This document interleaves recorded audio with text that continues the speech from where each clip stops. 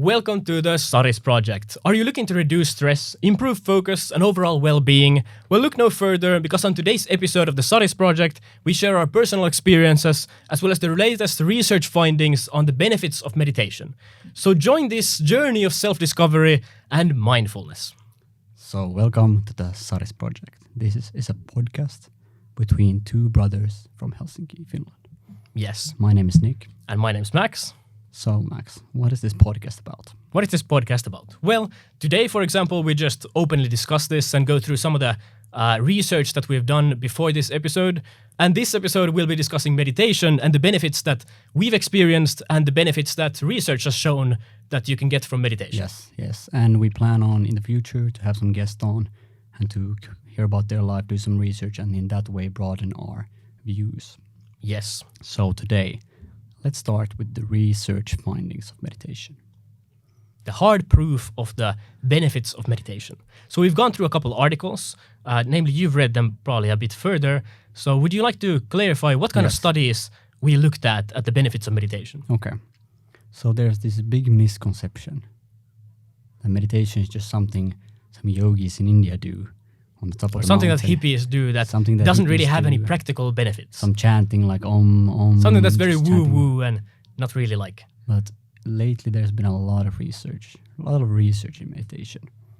And we've come a lot of good findings that it's actually beneficial and not just something hippies do to pass their time. So I study psychology here in Finland. And I found a couple studies that can explore this relationship further. So there's been numerous studies, and the findings really suggest that it can improve our mental well-being. Their main findings have been that stress reduction is one important facet of meditation. Could you go through the studies, like how they did the studies? I'll go first over the main findings of meditation, then I'll go more deeper into the studies. So the main benefits just listed are just stress reduction. It has been shown to reduce cortisol, a hormone also associated with stress, and to lower blood pressure. Improved mood is a big part. It's been found to increase feelings of well-being, to reduce symptoms of depression and anxiety. Also has been found to increase focus and attention. Meditation has been shown to improve attention and concentration, as well as to decrease mind wandering. As we all know, our mind wanders, Max. It wanders a lot. It wanders a lot, and usually this wandering is just to the future or to the past and just has nothing to do with this moment. And ultimately, we live right here. And this is why this could be one pathway which can improve our mental well-being through reducing this mind wandering. And to actually live in the moment instead of living in fantasy land about stressing about future scenarios or thinking back on times you've failed on something or some awkward moment you've had before going to sleep or something like that. Exactly. And then another finding is it can reduce pain. By being mindful of this pain we're experiencing, we can reduce the mental anguish we add to this physical pain. So instead of suffering through pain, you just sort of go through it. Exactly. And finally, just from brain imaging studies, they have found that it can increase the gray matter in our brain, which is important for learning and memory. But there needs to be a lot more research on meditation, because we don't fully understand the mechanisms of how these and there's the issue of happen. Meditation being like a subjective experience. Yes. A lot of the qualities that are improved, for example, stress and all of that, you can't really you can measure cortisol levels, but a lot of the benefits, for example, reduced aggression or something like that, that's a lot of it's very subjective. And you can't really set it on a scale. Techniques. So many meditation techniques that you can't just single out meditation as just one concept. That creates a lot of difficulty in these research topics. But so there's a few studies we looked at. The number one study I found is that the title that brief daily meditation enhances attention, memory, mood, emotional regulation in non-experienced meditators.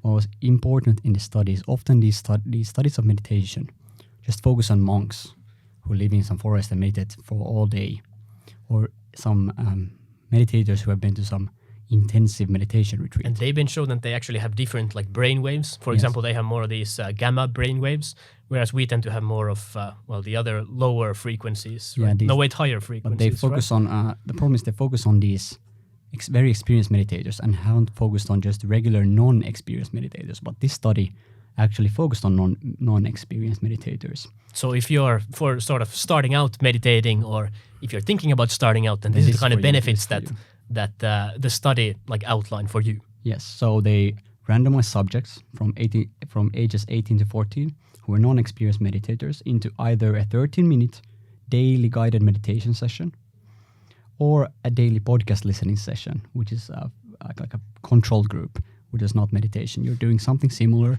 but not the thing. That's how a controlled group functions. Usually a control group in medicine is that one group takes the actual medicine, another pig takes a sugar pill, which feels like a medicine but does nothing. So then you get rid of the sort of placebo. Yes, this is quite like the podcast listening session. So it was 8 weeks that they did. And they found that the daily meditation decreased negative mood state and enhanced attention, working memory, and recognition memory, as well as decreased state anxiety scores. And furthermore, they reported that the meditation induced changes in emotional regulation, and they are more strongly linked to improved affective state than improved cognition. So they found more changes in affective state than cognition. And they found that... Could you define affective state? Yes, so affective state just means a more like feeling state or mood. Basically means mood, and cognitive state means just your thoughts, thinking, and how like well So it has more effects on the mood instead of your thinking. Yes, in this study they found.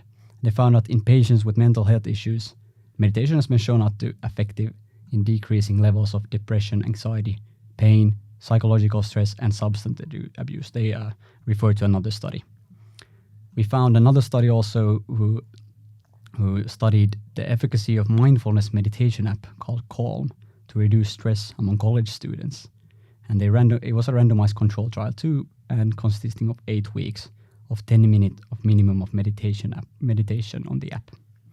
They found also that Calm is an effective modality to deliver mindfulness meditation in order to reduce stress and improve mindfulness and self-compassion in stressed college students. As college students, as we know, Max, we're both students, they suffer from a lot of stress.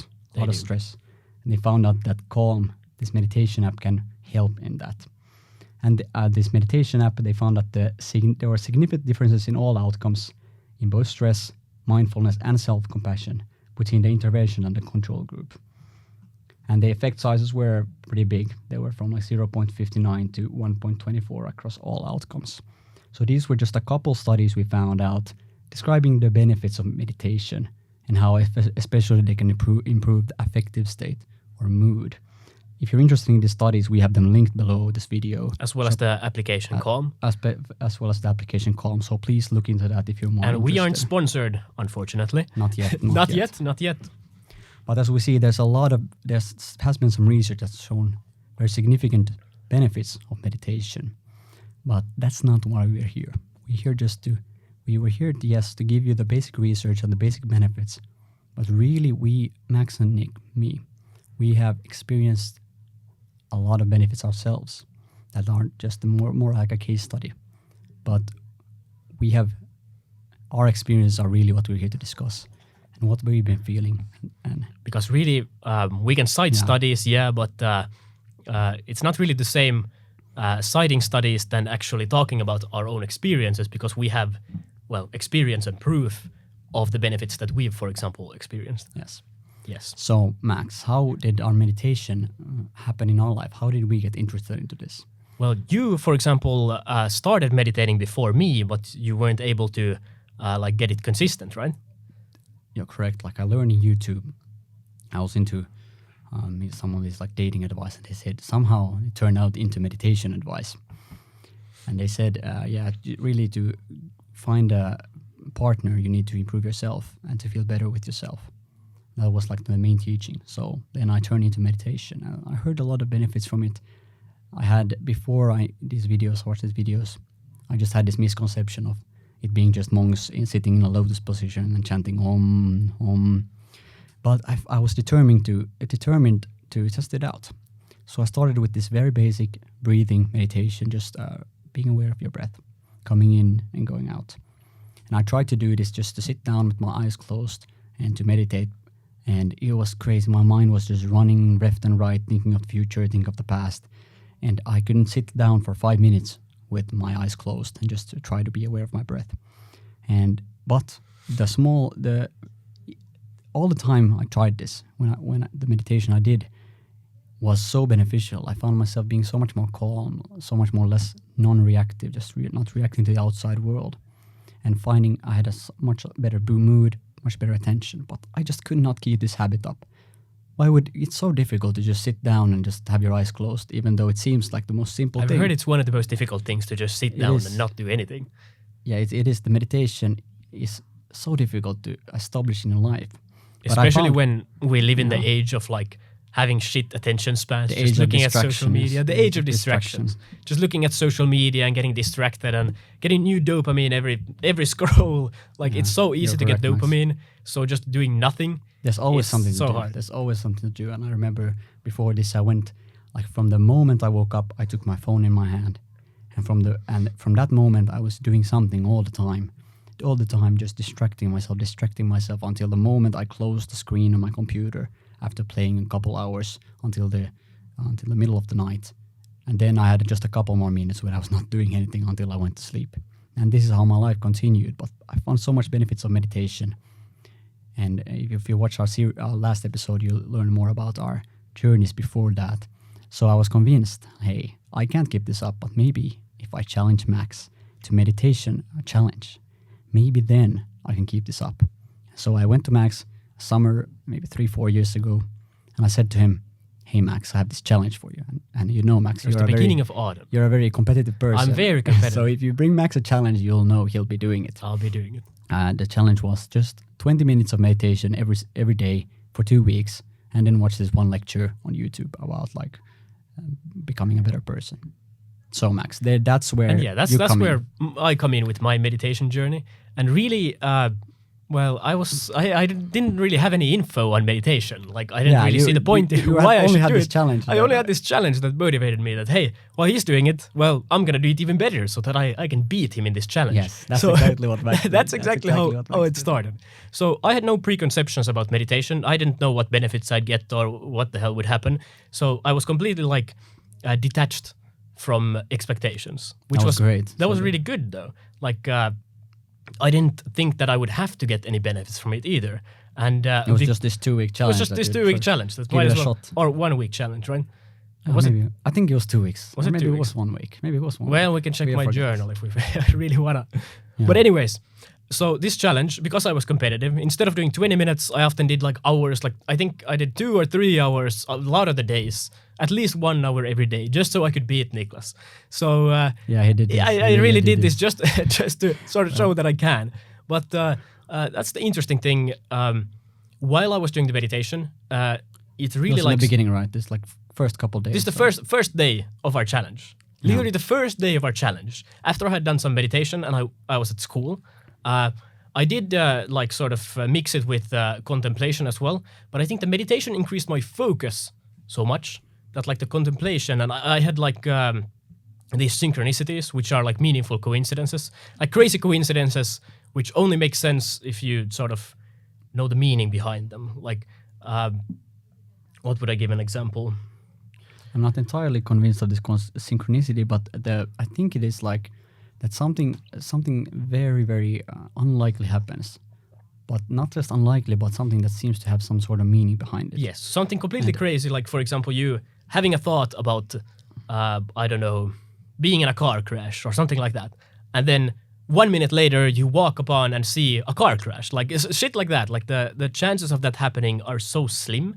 Or I think really the reason that it is that we don't really understand, like we have this model of causality, but we don't really like understand what leads to things happening. Yeah, so like we don't really understand Carl Jung he like came up with this theory. I've seen some experience of that. And he explained that the laws of physics and all of these things that we have, these models, that they really are only good at like the averages. Like 99.99999% of the time they work. But then there's that 0.0001% that synchronicities can happen, for example. Yeah, so like what did you experience that first day? So I had like, I think it was like 10, 12 different synchronicities, like back to back within like a span of 5-10 minutes. And then while I was doing contemplation on like what the world is, and like basically like the same as like Descartes did, the contemplating like if everything is a dream. And then after these like synchronicities, it just didn't make sense like causally wise, like this, because before this I was super scientifically minded. I was like, yeah, everything works according to the scientific laws, like in everything else that doesn't work according to that, like that didn't happen or it's false. But after these synchronicities, it's sort of like the model broke down, and I had this like shift happen where I, instead of being like me doing things, I became like the observer watching this body. Like imagine you're watching a movie, like currently you would be identified with the character, but the shift would be you putting your awareness on you in the movie theater watching the movie of the main character. So that's sort of the shift I had. Half an hour with boosted awareness, like 10 times more detail in all the senses that you have. That was like a crazy mystical experience I had. And that was the first day of our meditation challenge. So that's the kind of benefits that I had in meditation. And because of this, my awareness was boosted for, I think, like... Yeah, maybe these experiences are fleeting. They are something fleeting, that stays, but they are very meaningful often, these like crazy meditation like experiences. Like it led to a lot of understanding of the world, as well as to like an increased awareness for over a year. Like it was crazy. I could shift like what do you mean, to the like observer state. The awareness, what are you talking about? Well, my favorite example of awareness is, imagine you have like a screen that's a certain resolution, like for example 480p. Imagine you increase that to like 8K or something, and that with all your senses. Like imagine you're looking right now at your hands. You're simply just aware of more things. Yeah, like imagine, look at your hand right now. You have a hand, yes? But you can sort of use your awareness to focus on the detail. Like you can look at the creases in your hand. You can look at like your fingerprints. You can really focus on that. You can look at the dust particles on your finger. So you see more detail. So that is awareness. This is not just like inside you. If you practice meditation, you'll be more aware of the sensations inside your body and the feelings inside of you. Yeah. So that's the thing. It's not only like the physical senses. Or mindfulness. You're more mindful of things. Yes. You're not, because you're not thinking so much. Your focus on awareness is on what's happening right now, what you're feeling on your senses. You can actually focus on what's happening. But that's the interesting part, because it's not only like your physical senses, for example, your sight, your smell, your taste. Like it's also like inside your mind. You can like notice your thoughts more, which is, I think, what leads to more of the like emotional understanding and emotional control, because you can actually like notice your negative thought patterns faster. Notice, but you can observe them independently of... you don't identify with these things yes, much. Exactly. You observe them like from an outsider perspective in a way. It's quite hard to explain to someone. Okay, well, imagine if you're, for example, overthinking about something, or stressing about you failing some exam or something. It's kind of like you sort of put yourself in that thought, like that, I am right now failing this class. I'm right here writing and I'm failing this class. Like your brain can't sort of disassociate between things happening and things in your mind. And then you start like thinking negative patterns in the future. I'll fail this class, and then next year I won't pass to the next grade. But then the my awareness will not. Awareness is instead looking at that thought and just seeing it as a thought, instead of like sort of identifying with it. Like you don't think it's actually like true. Like this is one of the classic ones, is that you can see that if you're feeling like I'm gonna fail this class, this classic one, then you can think to yourself, I'm thinking I'm gonna fail this class. Yes. So that's thinking that I'm gonna fail this task. Or even better is like I observe myself thinking that I'm gonna fail this class. Then it's not you. You are not the one. You are not those thoughts. You're the one like observing them. Or just switching the language just a bit can cause a big difference in like seeing how you see things. Yes. So like that awareness was a major part of the benefits that I've like experienced, but I don't think everyone has these mystical experiences the first time they meditate. Like I think it's kind of on the fringe. Like those are usually they are very great, but that's not really like the main. Yeah, you shouldn't be chasing these experiences. You shouldn't be chasing these experiences because they are very fleeting. They are very great. You learn a lot about yourself and the world and how you function, but they are very fleeting. But the main benefits you experience in your everyday life. It's these that like slowly build up. These are the ones we talked about in the beginning. But just if you can go forward from that mystical experience. What happened then? You said you had some increased awareness from your senses. And what other benefits did you notice, or how did your practice of meditation? Other than the increased awareness, I also had a lot of increased awareness of my thoughts. So I could pick up on things. For example, I used to have a lot of anger issues. I always got angry when something failed when I was playing badminton or something like that. I used to get super angry at that, or when I missed the bus or something. I used to get really angry, and I also used to get super bored. But that anger and that boredness, that completely vanished. I'm never bored anymore. So that's been a crazy benefit. Okay. Because I used to always complain to my brother that, shit, man, I'm bored. There's nothing to do. Yes, there was Max number one thing we were suffering. Number one thing I was suffering from was being bored. Exactly. And for me, that's thanks to Max, I got finally established consistent meditation practice. Not just doing it once a while, but doing it every single day. And we kept this challenge up. It was supposed to be a 1 or 2 week challenge. But we kept this up for years. Every single day. I think it was 1.5 years I did 1 hour minimum every day. Yeah, Max took it to the next level. Yeah, I of course. With 20 minutes and half an hour. But I even had a period of a couple of weeks. I think it was 2 weeks where I did over 3 hours every day. Okay, so that I really continue with this practice, and we managed to do it for at least I did every single day for 1.5 years, and that's where the real benefits came in. A lot had these benefits that we wrote, but maybe the attention was the number one thing I had. Instead awareness or attention. Before this, I had this awareness and attention and the emotional, being able to regulate your emotions. And especially for me, the number one thing is that things happen in your life and usually you instantly react to them. But with meditation, you can increase the distance between things happening in your life and you reacting, and even come to the point that you will not automatically react at all. And you can just feel the feelings inside your body. For example, if someone does something to you that you normally would get super angry at, you would want to punch them in the face. Instead of immediately punching them in the face, you can notice that you're angry. You feel I noticed I'm angry and I want to punch this person in the face. You notice. And just this small gap between things happening in life and you reacting is very, very meaningful. Because suddenly, when you're hungry, you haven't eaten anything, and you have that bag of candy at your home, and you're just craving the candy, and you sense yourself craving the candy. Suddenly you can notice yourself that, hey, I am noticing I'm craving this candy. You haven't started noticing just after the bag is empty that, oh yeah, I was craving this candy. That's the other benefit that meditation can have. For example, if you have addictions, then meditation gets rid of that boredom factor. Boredom often feeds addictions, as well as increasing the awareness. Instead of automatically reaching for that hamburger or that piece of candy, then now you can actually be aware of that. So you don't necessarily... This won't solve all your addictions. Yeah, it won't solve your addictions. Just being aware of your reactions, your sensations, as an observer instead of identifying with all of them is so very beneficial, because suddenly people say the same things to me as they said before, but I notice my reaction, and in the end I choose. You can consciously choose how you react now.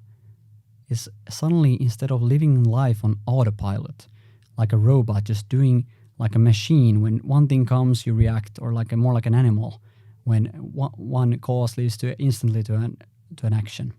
And suddenly you feel like you can control how you react. You're more conscious in a way, living your life more consciously instead of on an autopilot. And this makes all the difference. And I could also mention with the boredom factor, I think meditation really makes you okay with the moment. You don't actually need something in the moment. You don't need new stimulation or new addictions to fill that space. So that's, I think, why it's really beneficial in that regard. But also, I'd like to make a regard that the crazy amounts that we meditated, it's not necessary, essentially. It's not the studies that we read. The first study that we read, they had, I think, was it 13 minutes that they did? Or 13 minutes, 13 minutes, and they mentioned in the study that it can have similar, if not the same benefits as if you do longer periods. But personally, I would recommend 20 minutes per day. That's what I had the most benefits of, in the start. So I continued this meditation habit, and I saw so many benefits. A lot of the benefits I mentioned, I noticed in my own life. I noticed I was in a better mood all the time. I noticed that when I quit meditating, I lost those benefits.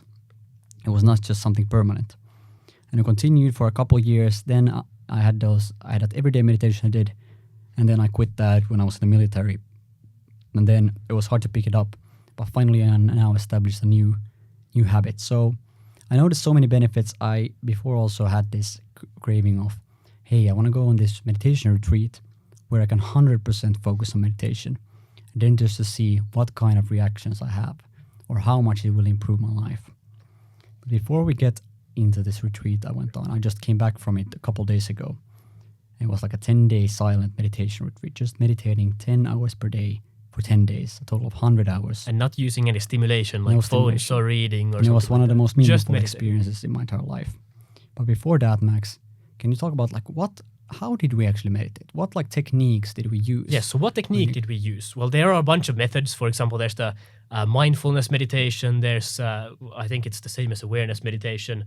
There's a bunch of these different methods. Yeah. You're supposed to focus on things. You're supposed to let go of things. But we did a really simple form of meditation called do nothing meditation. And what do nothing meditation implies is that you literally don't do anything. You let go of your control over your mind. For example, you don't try to think anything. You don't try to let go of anything. You simply let go of controlling your thoughts. You don't like do that. But you of course still control your body. Like you don't like jerk around and move. You're supposed to just observe everything happening, not do anything, but not get lost in your thoughts. That's like one thing. You can observe your thoughts. They can go anywhere. You're not supposed to control your thoughts. We're not supposed to get lost in your thoughts either. Yes. And that makes all the difference. That's the key part in that one, not getting lost in your thoughts. Yes, and also not like moving around too much. That's also a thing. Yeah, you basically you let go of your control over your mind, but you still control your body. Yeah. That's a good thing. And then your mind will wander, and you'll see you get lost in your thoughts. And you just bring back your awareness to basically doing nothing. Yes. And this was the main technique we used in the beginning. Also, maybe the most simple one and what I recommend in the beginning is this technique of just simply being aware of your breath and noticing the breath coming in your nose area, just the sensations of breathing. And just to focus on that, just to focus on the sensations of breathing and try to remain aware of the things happening right now, right here, right now. And automatically when that happens, you will get lost in your thoughts. You will start thinking, oh yes, I'm going to eat this hamburger when I in meditation, like 2 hours, and you're going to imagine how it's going to be like, or maybe some memories will come up of how awkward you were in some situation, and you'll start cringing very badly. And that's okay. You will get lost in these thoughts. That actually reminded me, or did you still have something to say? Just one more thing, that how do you know you're being lost in your thoughts? Well, if you have lost awareness of your breath, then you're lost in your thoughts. And then you just simply accept that you're lost in your thoughts, and then just bring back your awareness to your breath and just continue doing that. And so you will train your mind, not just improve your concentration, but improve your ability to be in the present moment. And that's the most simple technique, just being aware of the breath coming in and going out.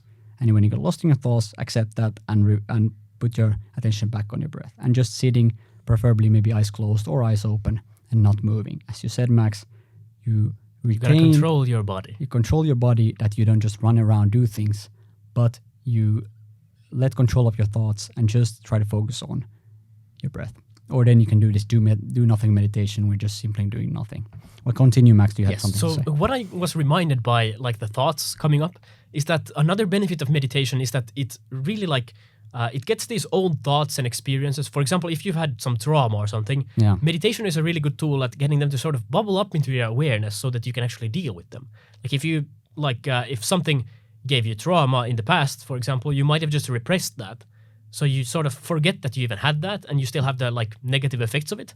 But meditation can get the like thought to bubble up into your awareness again, so that you can actually deal with it again. So that's another benefit that I've experienced. Yeah, for sure.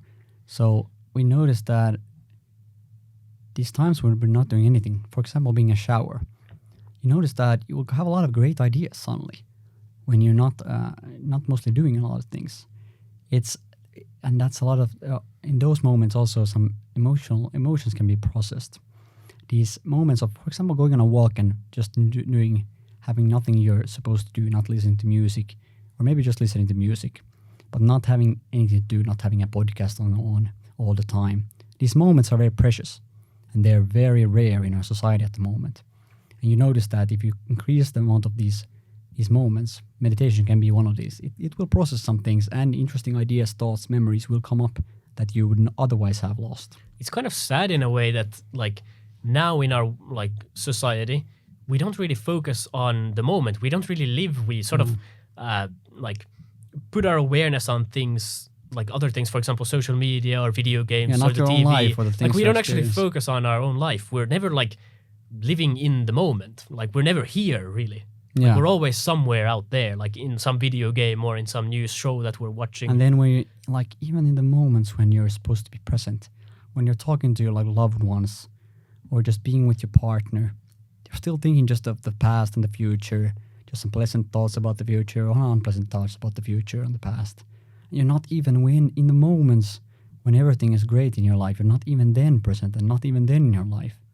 And that's why meditation can help you be aware and conscious and live right here, right now, because life happens here.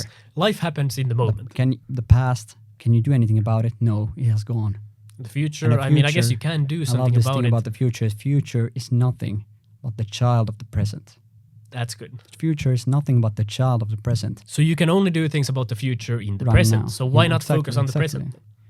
Obviously, I'm not saying that planning of the future, nothing like that is not important. Thinking is very useful.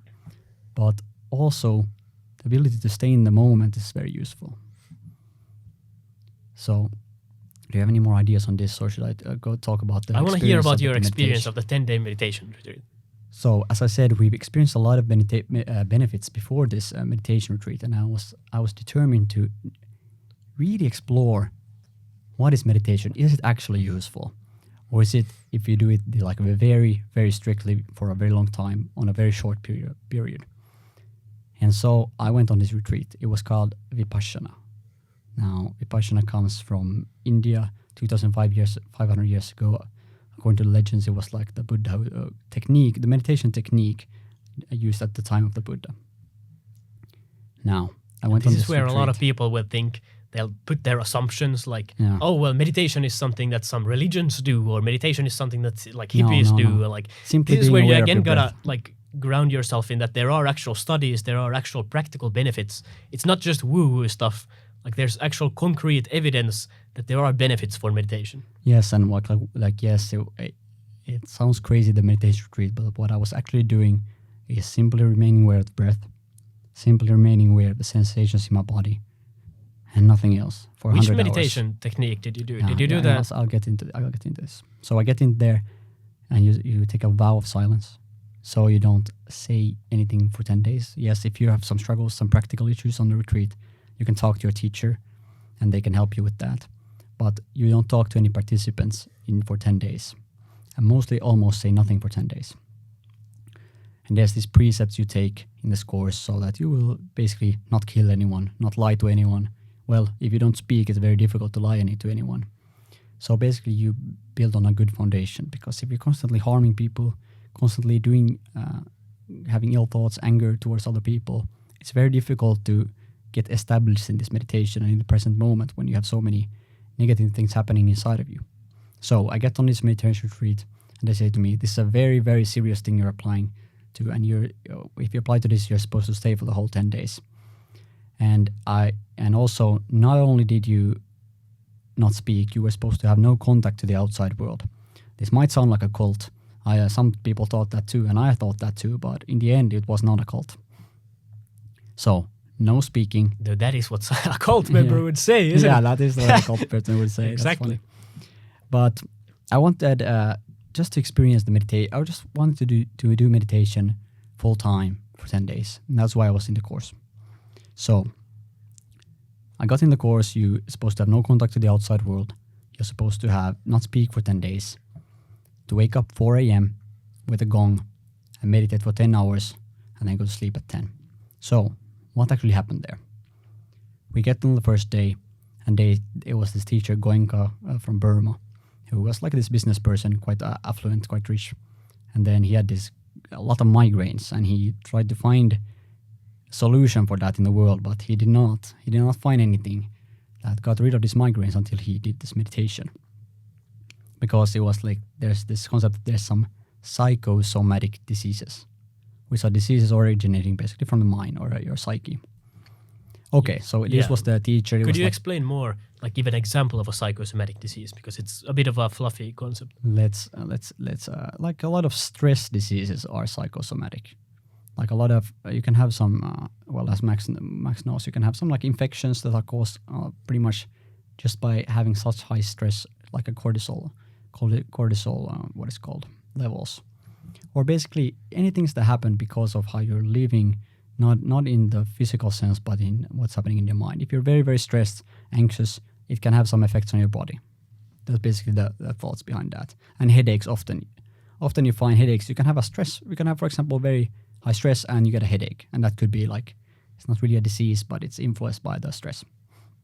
Okay, so I get on this meditation retreat and they give us this technique. Finally, I was here getting this technique, and they said the most simple technique of all. And what was it? Remain aware of your breath, going in and going out. And what they stressed is remaining aware of your natural breath. If you breathe shallow, you don't try to breathe deep. And if you breathe deep... So again, you don't try to control it. You don't try to control it. You just observe what's happening right now, right here. And that was the technique. And as I said, quite similar to the one I explained earlier, if you will find yourself getting lost in your thoughts, and you simply just bring back your awareness to the breath. And just that's what you did for the first 2-3 days, simply being aware of the breath. And it sounds really bad, and it was quite difficult because you're not speaking to anyone, you don't have your phone, you were supposed to not write anything, not work out, just like go on walks. How long sets of meditation did you have? So like actually the breaks? Sets were not actually that long. It was just basically 1 hour per set. We had, they started at 4 a.m. and you post 4:30 to 6:30, you meditate for 2 hours. And then you take a short break, a breakfast break. Then I took a nap always. And then you meditate again. We had this 3 times a day, we had group meditations. Once in the morning, once in the afternoon, and once during the evening. And then we were in this big meditation hall with all the people there. No one talking, just people meditating. And the rest of the time I actually meditated in my own room. It was kind of this hotel in the middle of Finland. And I just meditated on a chair because I had a very difficult finding like a comfortable position in the beginning. So you simply do that for like 10 hours for 3 days, remaining aware of your breath. Then you progress to being aware of your sensations around your nose, not just the breath. And why did we do this? According to the teacher there in Vipassana, we were training this concept called samadhi. This based on the ancient language in India called Pali. And samadhi means being a master of your mind. And concentration, that's the word samadhi. And you are first supposed to train your mind, become the master of your mind, train your concentration and your awareness. They had this idea of the smaller the area you focus on, the sharper your attention will come, your awareness will become. If you focus on a very small area around your nose, what we were supposed to do, you were supposed to get your attention sharper. And I really experienced this. Suddenly, my awareness was every day improving or getting sharper and sharper and sharper for this 3 days. How would you describe your awareness getting sharper? Is it the same as like it's the same as you. Yeah. There's a resolution, quite similar to that one, but mostly for sensations only. You only notice this at the beginning in the sensations. So then we did this for 3 days. Then finally, So we meditate for 10 hours. Basically just a break and then break and meditate in your room. And we had these 3 group meditation sittings during the day. And in the evening we had this lecture from Goenka when he talked about this technique and the theory behind it. So what I loved about the theory in Vipassana is that you're not supposed to accept anything. You're not supposed to accept the theories, accept anything in that. You're supposed to accept it only when you experience it yourself. And that the experience we have as individuals is the highest form of reality or what's true. So what's subjective is the highest? Yeah, kind of like... Which kind of goes against a lot of science. It doesn't go against the science, but what I mean is that if you have some theory, the theory doesn't matter. It's what if you experience it in your own life. So if you get the proof in your own life, then you can accept the theory. Okay, so we did this sharpening the mind, and after that, the next 7 days were spent with this another technique, which is the Vipassana. This first one was called Anapana, which is just breath. you're supposed to be aware of your breath. The first I did 3 days, and then we got into the technique of vipassana. And according to this, when you have increased your awareness of the sensations around your body in this very small area, now we were supposed to move to being aware of the sensations all around our body. Main principle of vipassana is this: you're supposed to be aware of the sensations around your body and have an equanimous mind. Equanimous mind, meaning a balanced mind, not reacting to the things. Being aware of the sensations and having a balanced and non-reactive equanimous mind. And what we actually did during the technique was starting from the top of the head, with the awareness, and just scanning the body, every part, from the top of the head down to the eyes, down to the nose, down to the cheeks, down to the lips, down to the neck. Then scanning your arms, starting from the shoulder to your fingers, from other shoulder to your fingers, and then from the whole stomach. So kind of like conscious body relaxation, but awareness focused. Yeah, more awareness focused. And you scan your entire back and your legs and your lower parts to your knees, all the way to your toes. And then after that, you're in the toes. You just start from your toes all the way to the top of the head. And this was the technique. That was it all. That was how everything. Like slowly or how fast were you supposed to go? Was there you're supposed to guideline? Well, first you will have, when you start this, you're not so aware. According to the theory, we have sensations all over our body, but they're simply unconscious to us. They're not something we experience consciously. Like, for example, you might be sitting or standing right now, probably more likely sitting. You might not be aware of, for example, how your ass feels on your chair. Yeah, but that's all the time. The sensations are there. It's supposed to come to a point where you can feel sensations all over your body. And if you notice some blind spots when you move your awareness, you're supposed to stay in those blind spots until you, a couple of minutes, if you feel sensations. If you don't feel sensations, you just move to the lower parts. And then you scan your entire body. If you feel sensations, you can, as soon as you feel sensations, you can move to the next part. So, why would anyone do this technique? Sounds like this is dumb simple, and that this would have no benefits. But I experienced some insane benefits of this. Now, one of the main principles in Vipassana was this. You were supposed to be aware of your sensations and develop an equanimous mind, a balanced mind. And why? How can you have an equanimous mind? We're supposed to remain aware of the law of nature, that everything is impermanent. The law of impermanence. That everything changes, right? Everything changes. And they call this in Pali anicca. Anicca. Everything changes. Everything changes. Constant change in everything. And if you had pain, you were supposed to observe that pain very, very meticulously, closely, and just to see that this too will change. Anicca. Just look at that pain, being very close to that, and just know that that pain will change in some way. And if you have very pleasant sensations around your body, you will have this even while meditating. You will also remain aware of the fact that everything will change. All the sensations you have ever experienced will change. Nothing remains the same. This also is some simple technique. Everyone knows that everything changes. We know that the atoms are all the time moving. They're not in the same spot. From 10 years ago to now, almost none of the cells are the same. Everything changes in the world. The seasons change. The people change. The young people are bound to grow up, and old people are bound to die. Everything will change. This is just basic. You can notice this very easily. But what was important in this technique is developing insight and experience of that in your own life and in your own sensations around your body. Another theory in this practice was that everything we encounter in our life ultimately boils down to the sensations we feel in our body. If we see a nice sports car, we feel like, oh, I want that sports car. You will generate some sort of sensations or feelings inside your body. And if you experience pain, you will experience some sort of sensations. If you win the lottery, yes, you will win the lottery and have some thoughts also about that, but you will experience some sensations around your body. Our mind judges everything as either good or bad, and that will create some sensations around our body.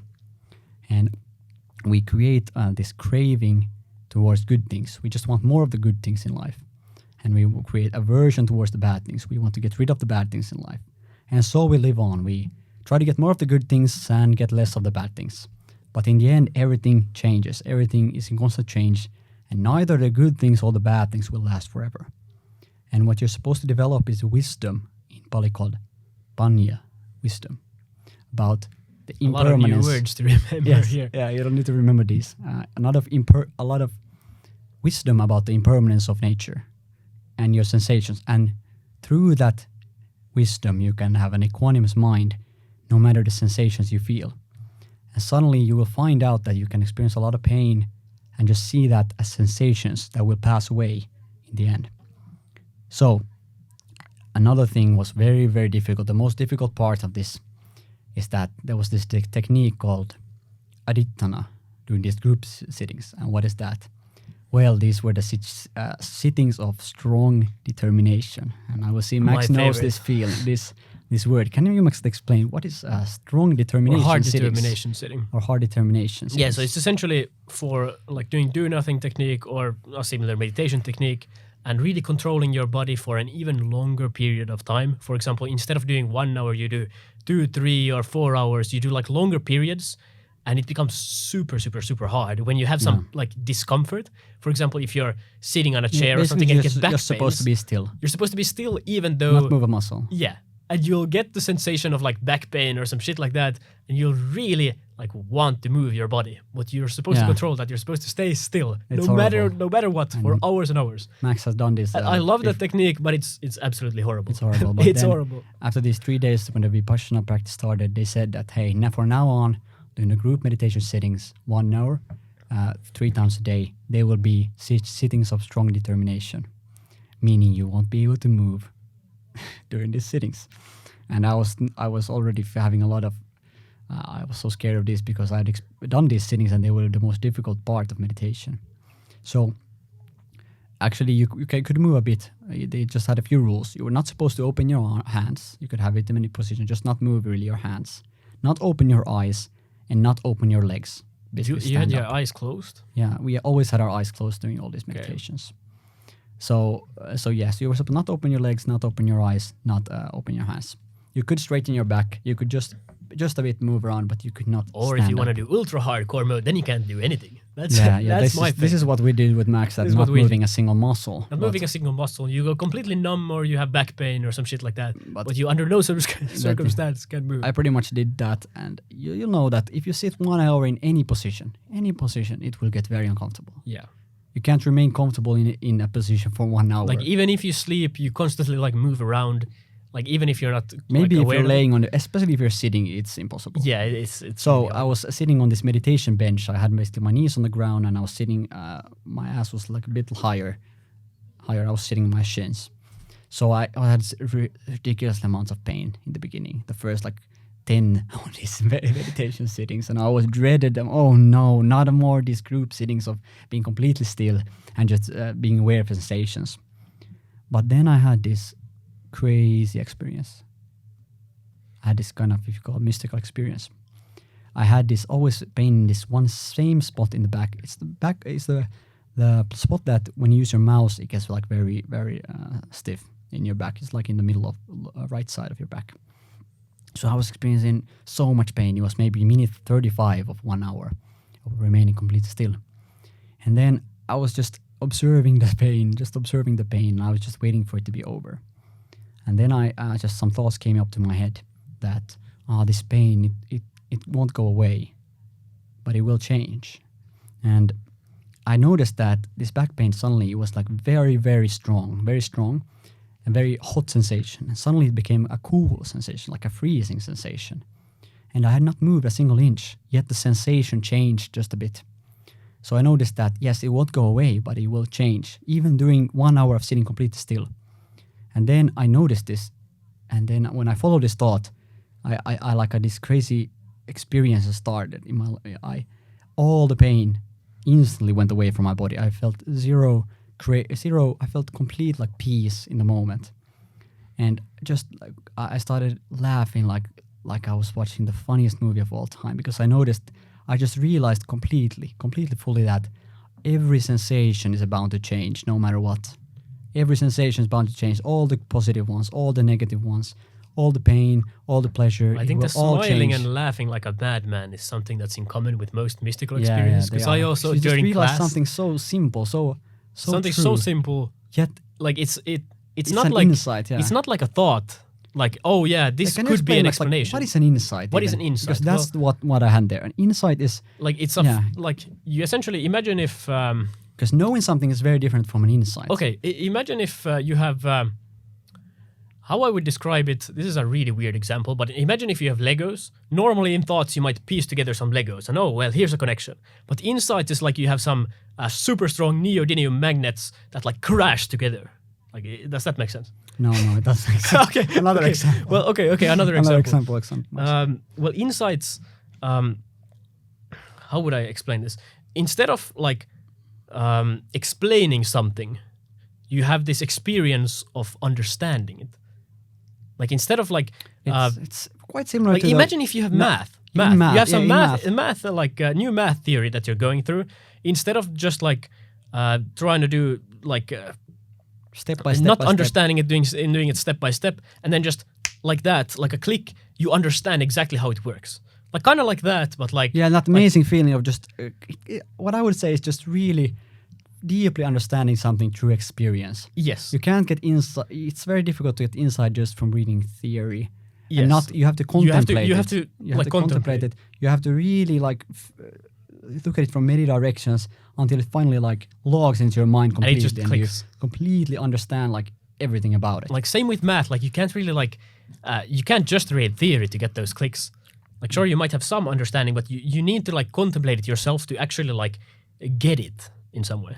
Yeah, and that's what the experience I had. I really got this thing of impermanence, that everything changes all the time. And I understood this theory perfectly before this one. I understood obviously everything changes. It's nothing new. It's nothing. That's again, it's just a thought. So you don't actually like the thought get it. Like there's nothing new under the sun. That's like one classic quote.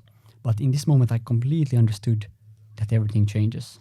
Everything changes in this moment because I watched this pain change in a small way. I was so aware. I watched it change in a small way, even when I was completely still. And thus I realized that even the worst pain, it will change a bit. It might not go away instantly. Often pain stays with us for some time, but it will change in some way, and that's the magic of it. And just realizing that's really so insanely beneficial. That really reminds me of who was it? Was it Ken Wilber who had the root canal extract, or who was it? Yeah, it was like Peter Ralston. Peter Ralston. Okay, well, anyway, so he had a root canal extract, which is one of the most painful like tooth procedures without any anesthetics, and he was like flirting and smiling with the dentist the whole time. So I think that's probably what he had, like a similar experience. Similar. That instead of suffering through the pain, you sort of just he has this theory which I really like, is that suffering we experience is the pain times the resistance. Yes, that's suffering we experience is equal to the pain, not just the pain, but also the pain times resistance. And if you know math, what happens if you take pain, even the most amount of pain, and times it with zero resistance? It becomes zero. The suffering becomes zero. This is obviously maybe a stage just like, I don't even know if I have not experienced that stage, and I don't know if it's completely even reachable for anyone. According to some things, like this spiritual full enlightenment would be something like this, having zero suffering. But what I did experience is that dropping of the resistance very much. And I noticed that the suffering dropped even though the pain stayed the same. That's the key realization of that moment. And that's the number one insight I had during this all. And after this realization, I was just laughing like a madman there. Everyone else was quiet, trying to meditate. I was just laughing there because I realized that it's all temporary. Everything will change. And why is that important, realizing that? One might think. Well, because we're just trying to get good sensations in our life, and we're trying to get rid of bad sensations in our life. Yet, both change. You know what? You can't avoid the bad sensations in your life. You can't avoid the bad things happening in life. You will get sick, and unfortunately, one day you will go away, and so will everything. So just trying so hard to push away the negative sensations, avoid them at all costs, is not going to lead anywhere. This is not something... Because you're resisting them. Yeah, that's the issue. You're resisting those negative things, so you suffer through them. Well, everyone knows that you're supposed to sit with the negative sensation and feel them, not avoid them. This is nothing new. Nothing new that I experienced. But I understood this completely, 100%, through my own experiences with my sensations in my body. And that was what mattered the most. And I noticed I had this another insight that, so you can't avoid bad sensations. They will happen. You will die, you will get sick. You can't avoid getting sick. You will get old one day. So by avoiding pain in life, you're really avoiding life itself. By avoiding pain in your life, you're really avoiding life itself. Because things will not always go your way. Even if you were the king of the entire world, things will not go your way.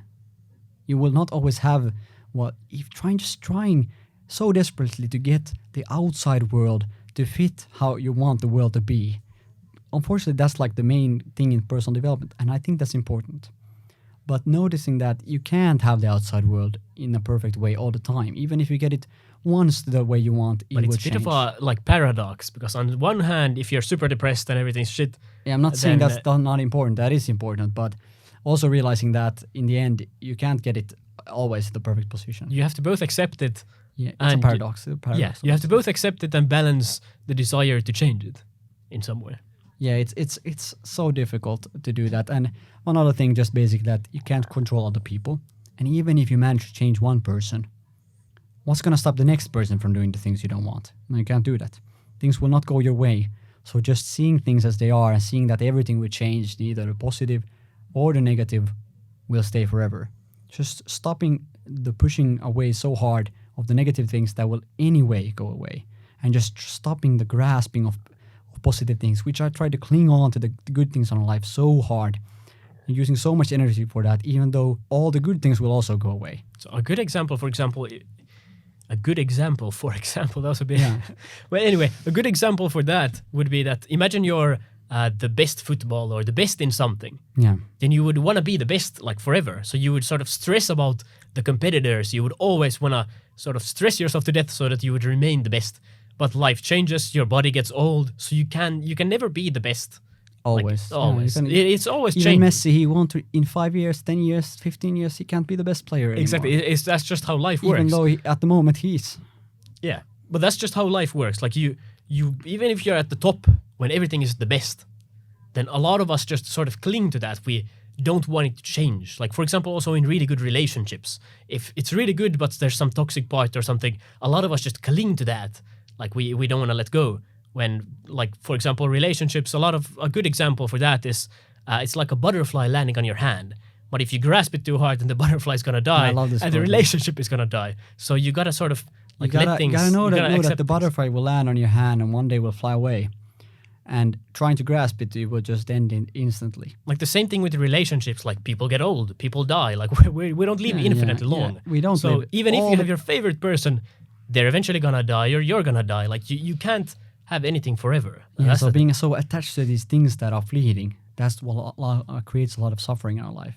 Being attached to things that will anyway go away. And it really makes no sense that you should try to cling on to things if they anyway go away, or trying to push away things when they anyway are going away. I'm not saying that you should not stand up even if you're uncomfortable or try to change your situation. That's important. But also it's important to know this truth that but everything it's changes. A paradox. It is a paradox, but this is the main insight I had. And after this insight, the meditation, the next 5 days, I could just sit 1 hour.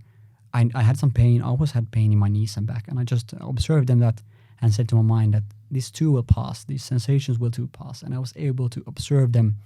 And it sounds paradoxically, but in some way when I was very aware, even being able to enjoy the pain. Pain is just simply very strong sensations. We often assign this negative value.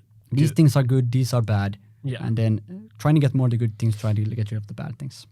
So that's the main insight I had during this 10-day meditation retreat. And I could sit after that so peacefully for 10 days, nothing. And not 10 days, but the hour was a lot more bearable.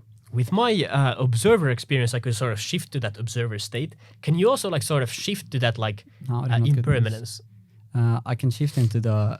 the awareness. Yes, I can shift into the being aware of things very quickly. But I can't constantly be completely an observer, outside observer.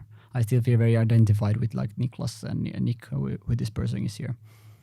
Another thing that was one of the main insights And this meditation was so powerful. And another thing is I noticed that in the beginning I couldn't feel any sensations around my body. And in the end I could feel sensations around every part of my body, even the sizes of a fingertip anywhere. I could sense some sort of sensations everywhere there. It was some sort of vibration, some sort of tension, some sort of temperature. You could feel sensations all over your body. Not at the same time always, but always when you're scanning it with your awareness. So you could really, it felt like my awareness of my sensations around my body was 10 times sharper. I was aware of 10 times more sensations than I was before. And this was so crazy. So the meditation continued, and I had some more insights.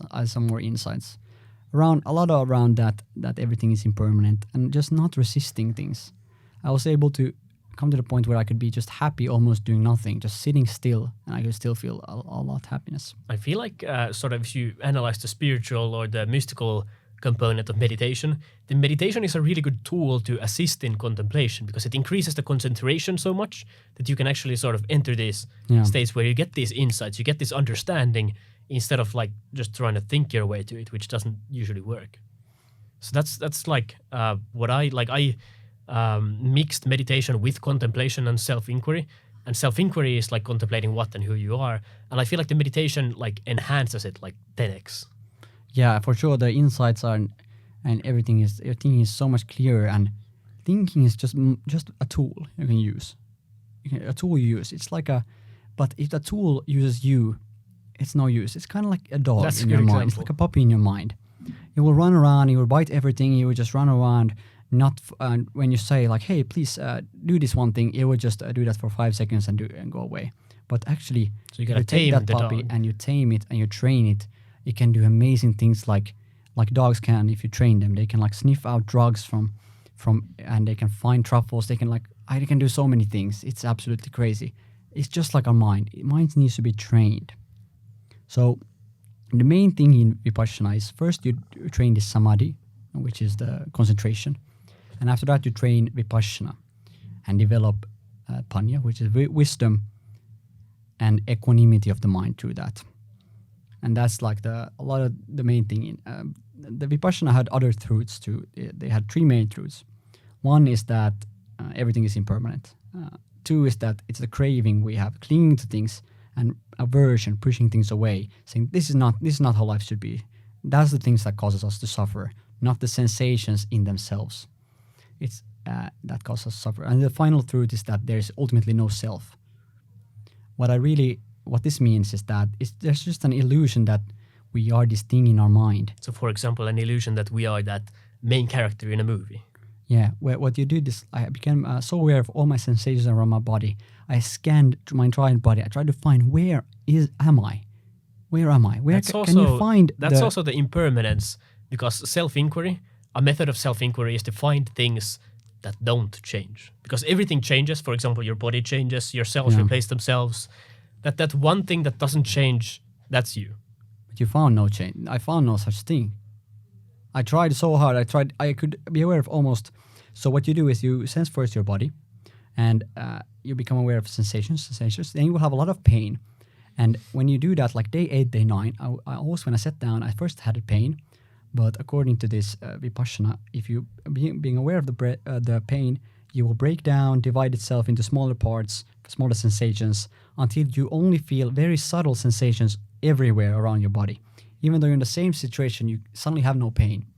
You have not moved in 5 minutes, but suddenly you're aware. Your awareness has increased to more subtle stage. You're supposed to be aware of more subtle sensations all the time, subtler and subtler and subtler sensations. And thus you were aware of all the subtle sensations in your body.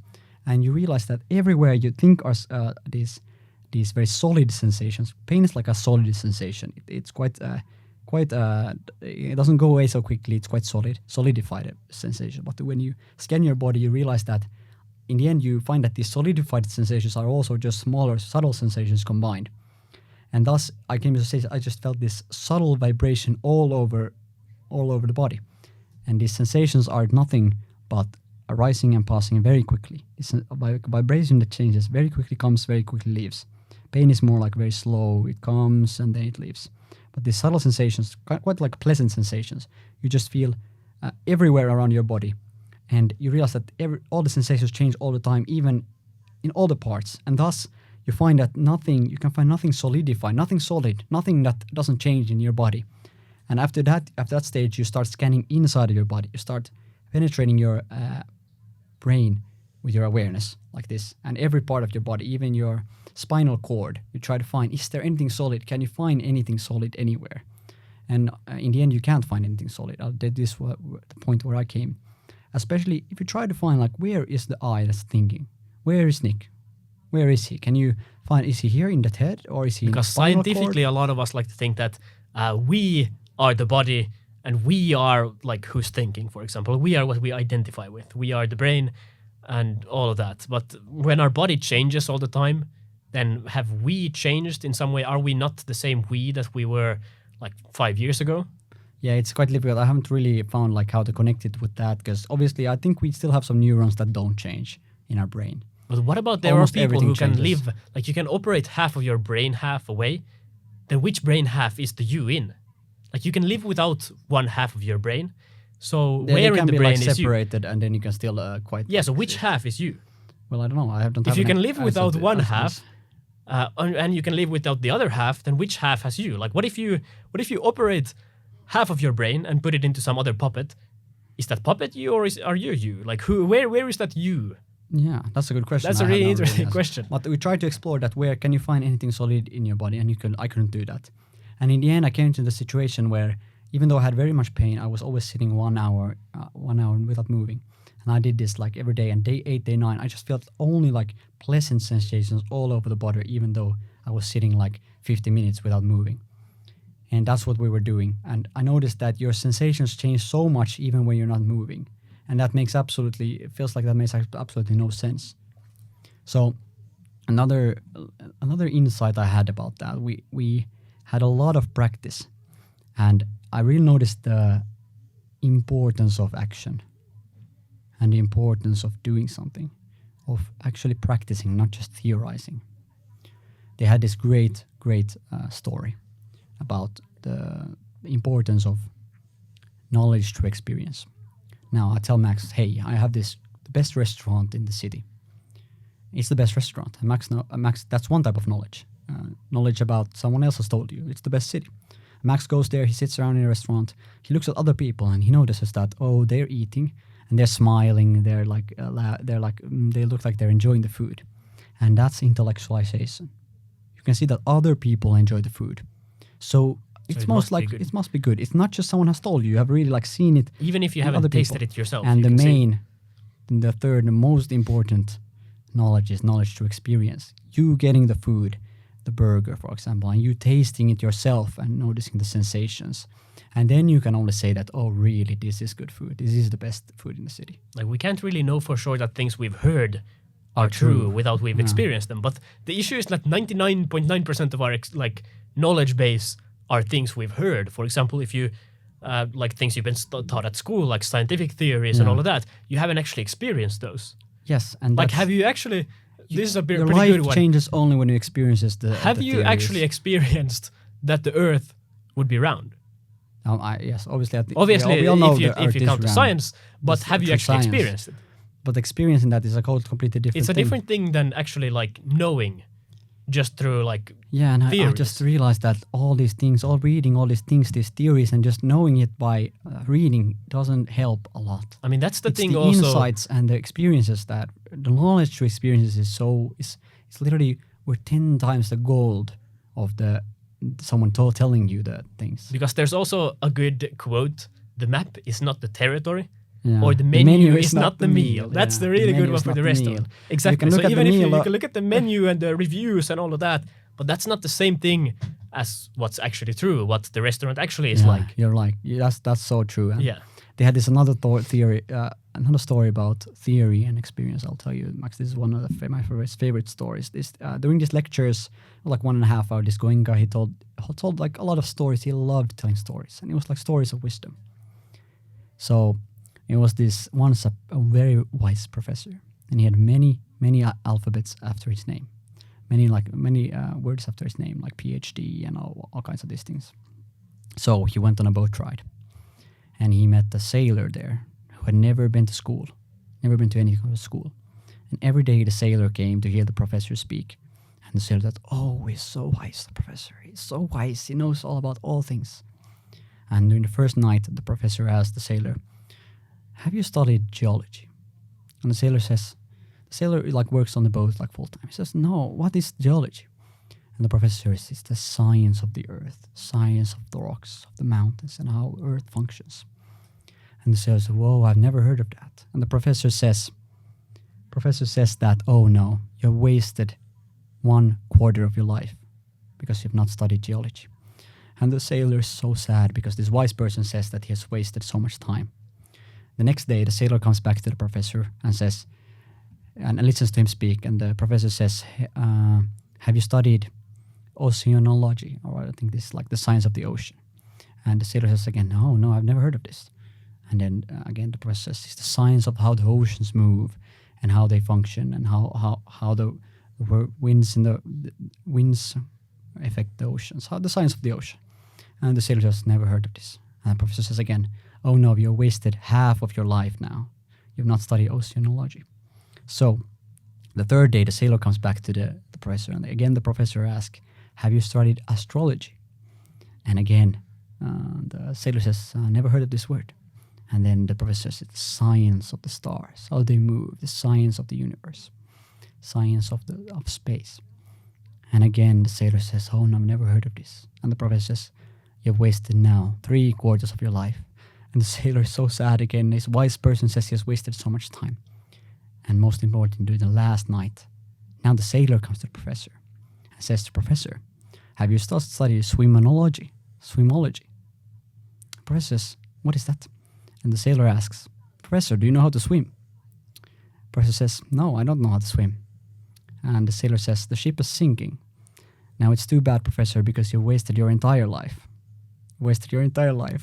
And thus he swam away and the professor sank in the ship. And the knowledge of this was that you can't just read about swimming. It doesn't help if you read 500 books on swimming if you have never been in the water.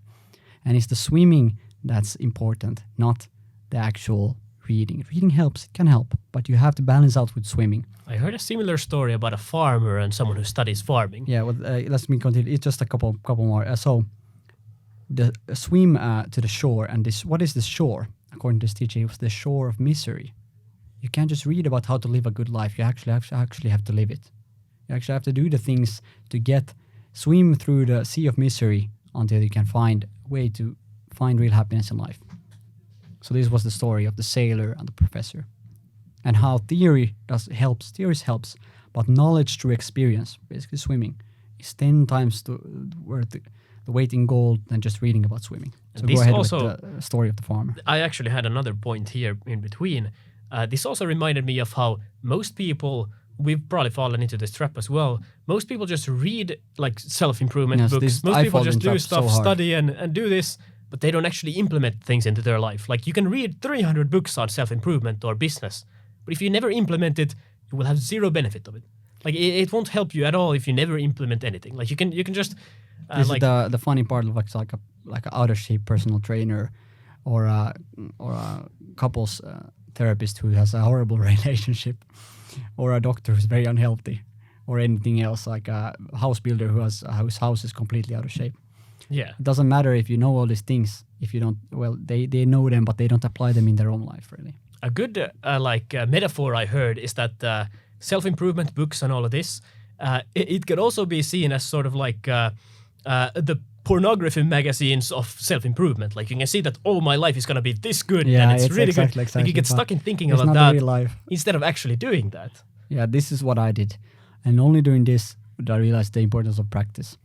Because we had 10 hours of meditation and maybe half an hour of just theory about the practice, and then just a couple stories.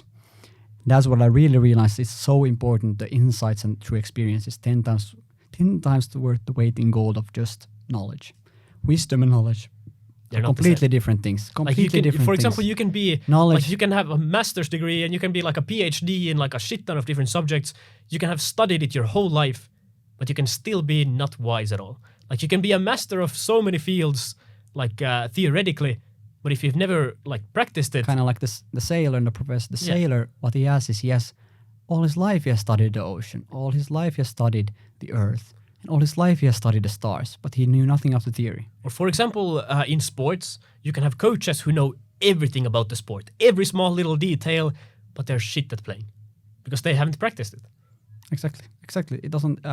I really had this deep insight about the theory and the practice and the relationship between them and how important it is to become ultimately wise in your life. It's the wisdom that will help you live a great life, not just knowledge.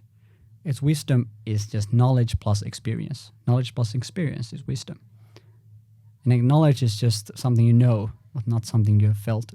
And through these insights, through experiences, you can become wiser in your life. And that's ultimately how you can live a better life, through becoming wiser, not just more knowledgeable.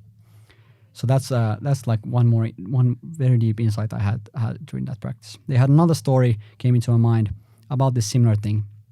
It like relates to the practice of religion. And according to this Vipassana teacher, it's usually these saintly people. We start to idealize the people and not the characteristics. The characteristics could be just very loving, compassionate characteristics, and that's the important one we should develop in ourselves, not the people themselves. And this can be illustrated during this story. There was once a man who was very sick, so he went to a doctor. The doctor said, "Oh, you're sick. You have this sickness, and here's a recipe, or like this medicine you can take." He gave this prescription. He gave this paper with a prescription to this medicine. And so the man went home, and he went to his neighbor and said, "Oh, I have the best doctor in the world. My doctor is better than your doctor. I have this great paper my doctor wrote, and you have nothing. My doctor is so great. He will cure everything. He's the smartest person alive." But the man did not become healthy. So he went back to the doctor and said, "I did not become, you're supposed to make me healthy, and you did not make me healthy." So the doctor said, "No, it's the paper I wrote you that's important. Not me. It's the paper I wrote you with the prescription." The man realized it's the prescription that's important. So he went home and he built this great altar, and he put the prescription in the altar, and every morning, every evening he took the prescription and wrote it 3 times the medicine, morning, lunch and dinner, 3 times the medicine. He wrote it, he said this morning and evening and pray to the altar, that he would make the altar of the doctor, that he took a picture of the doctor and placed it in the altar and the prescription. And next day he was still not well. Then he went to the doctor and said, "I'm still not well." And the doctor said, "You actually have to take the medicine, not just the prescription." And finally he realized, it was not the holy scriptures that were important. It was the medicine there. And so finally he went and took the medicine and actually used it in himself. And then he became actually healthy. And another similar example is that religion and other similar things can be seen as like a finger pointing towards the moon. Like you're supposed to focus on the moon, not the finger pointing to it. Yeah, that's quite similar. Like the doctor, you're not supposed to focus on the doctor pointing at the prescription, but the medicine itself. And this is quite similar. You can add this to knowledge. People say knowledge about self-help and improvement and how that would change your life. Like you're not supposed to focus on the knowledge itself. You're supposed to be focusing on how you can use it. Yeah. The medicine. You're supposed to take the medicine. The action you can take. Not just talk about the medicine and pray to the medicine and just keep reading these books, this knowledge. That knowledge is not going to change you. It's the experiences and insights you have about your life that's going to change you. And that's a very deep insight I had. And I still had. So I hear these very great stories. I love these stories. And there was another one. And there was once a sick woman who had like a child who died, 2-year-old, and he was not willing to give it away. He just said that the child is sleeping. The child is sleeping. He will wake up even though he was dead, 2-year child. This mother went to this holy man, and he said to the holy man that my child is sick. He won't wake up. Can you do something, holy man? You have so wise. You're so blessed. Please do something. And yes, the holy man, yes, I can fix him. I have just one thing you need to bring. Bring me 3 sesame seeds from a family where no one has died. 3 sesame seeds from a family where no one has died. And the woman was, "Oh, yes, I will do this." So he went to the door, knocked, doo. And they opened the door. And she asked, "Do you have sesame seeds?" And they said, "Yes, we have bags of sesame seeds." And then she asked the next question. "Has anyone died in your family?" And they said, Oh yes, unfortunately, my brother. She went to next house. Oh, my sister's died. And then went to next house. Oh, my grandfather has died. So she continued the entire night, tried to find a house where 3 sesame seeds where no one has died, and ultimately she found no house. She found no house where no one has died, and thus she realized that her child had also died, because ultimately everyone will experience death in some form, and you can't get rid of this reality that everything will change, and so we will pass away too. And that was one story of how there really is no family when no one has died. And that's how like the nature of everything will change, impermanence.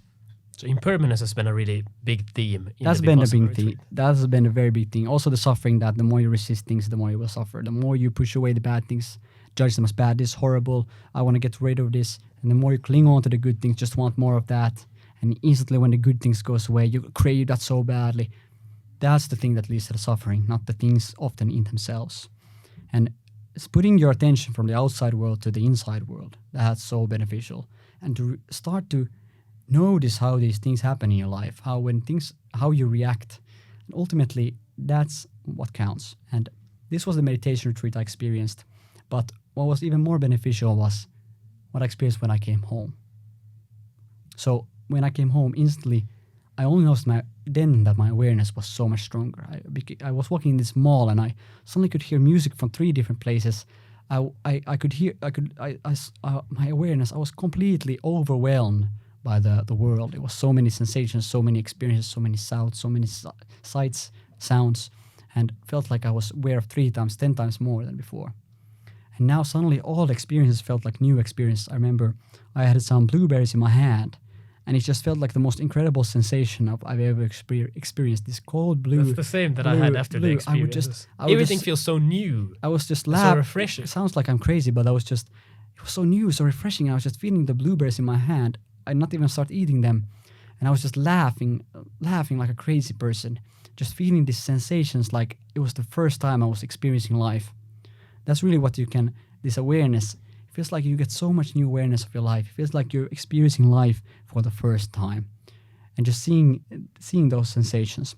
And everything in music, I could just sit and listen to 2 hours of music, non-stop, eyes closed, and just hear every single sound, how the music goes, and just go with the music and experience more enjoyment than I've ever had from music. I'm assuming food was also a pretty big one. And food, yes. During this meditation retreat, we were not talking. I'm sitting in this chair very close to 4 people. I'm simply just eating, not doing anything, just simply eating and trying to be aware of the sensations. And food tasted at least 10 times better when I came back. It's so crazy because it's not like I ate bad food at the retreat. It was actually amazing, fantastic food. But all food just tasted more strong. I just had more sensations. Maybe because I was thinking less of the future, the past, being just absorbed in the sensations. Another thing I had is that my girlfriend said one thing that usually makes me react very strongly. That we like play music together and she said, "Oh, you're going too slowly. You should speed up." And usually I have this pattern of every time I get one of these, maybe these criticisms from people I love, I usually close down like a clamshell and will not open up, will have all my walls closed for all feelings, sensations. Will not communicate at all, just have my own thoughts, but no feelings go across. And suddenly I did not close up. I was completely open with my feelings. And I did not react. People could do things to me, say bad things, or previous situations where I would react very strongly, be angry at them, scream at "Oh, you should not do this, oh, you're a horrible person." I suddenly now did not react at all. I just felt the sensations in my body and observed them and did not react. And thus I experienced everything in life like for the first time. And all the negative things felt like they were less strong. I had no aversion towards the negative things. I remember when I came back, suddenly the benefits were 10 times stronger. I took my hand and I put it very slowly into this. In Finland, there's very much snow. I put my hand into a piece of snow, and I lifted it, and I just felt the sensations in my hand. And I did not judge them at all as bad or good. I just felt the sensations, and they were so interesting. It was like experiencing it for the first time, not judging it as bad and not suffering at all, 0% suffering, even though I had lots of pain or cold sensations in my hand. And ultimately, I had maybe the 3 most happiest days of my life after I came back. It was just an incredible incredible benefits. My focus was 10 times better. I could just listen to music. I could focus so great, and I was not distracted at all. And thus, I kept up this habit. I've been meditating. I've been back like a little under a week. I just kept meditating every morning, 1 hour, just not moving, just doing the strong determination, scanning my body. And it's been so amazing. I cannot even begin to explain the benefits I felt.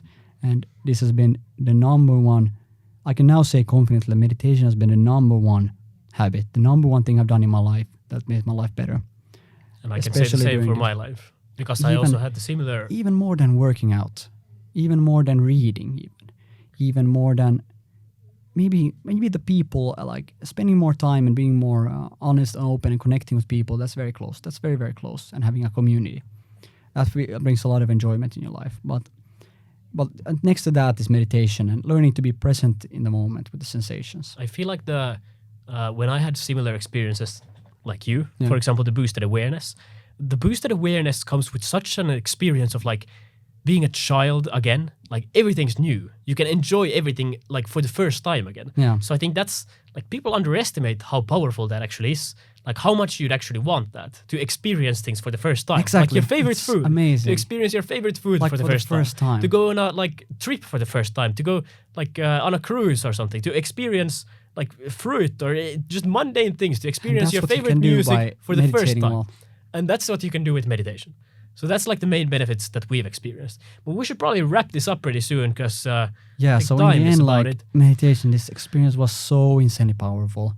And Max and I am so glad we went on this journey of meditation. And truly, this retreat taught me that meditation was even 10 times more powerful than I've experienced before this. That just doing it full time, you can really, really change your life and how you're feeling, how you're seeing everything in life. You can change how you feel and judge everything and how you feel inside your body. Completely, utterly, completely change that. So our final words to you guys could be to try this meditation. Try meditation. You don't need to do crazy amounts. You can do, for example, 10 minutes. You can do what I'd recommend, 20 minutes. It's just the benefits are you might think there are very few benefits, so it's kind of like fluffy or something like that. But if you actually do it, then odds are that you're going to experience very strong benefits, like for example we did. Yeah, just try it. Just try it, again, and you'll see. As we just learned that the theory is not important; it's what you experience yourself. So just give it a try and see: is this true for you, or is it just something these people talked about on the internet? Is meditation actually beneficial for you? How will you feel? How will you experience it? And maybe you'll have some insights into your own life. So set an intention to actually meditate 10 to 20 minutes every day and just observe without any expectations what, like, for example, benefits you have. Just experience it. So yeah, that could be our final words to you guys. Anyway, and thank you so much for listening. Thank you for listening to this episode. If you came this far, we are very thankful. If you listen to all this talking of meditation, you must be seriously interested in this, and thus you really should try it more in your life. Try to add more meditation in your life. Yes. Anyway, thank you so much. We'll see you guys in the next episode.